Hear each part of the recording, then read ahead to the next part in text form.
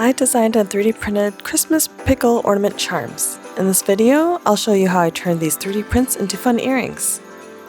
To follow along, here's what you'll need. Your 3D printed pickles,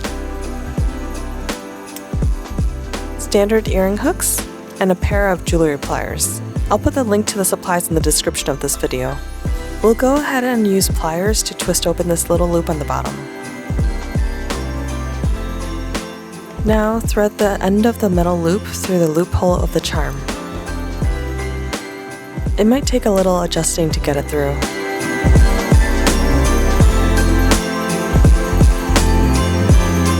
Before closing it up, I wanted to double check the direction the pickles are facing, especially since I like the bumpier side facing forward and I also wanted it to mirror the other earring.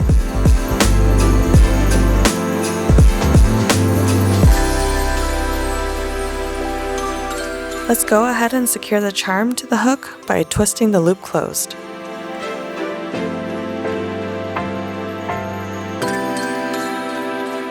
I'm using rubbing alcohol on a cotton round to clean the hook.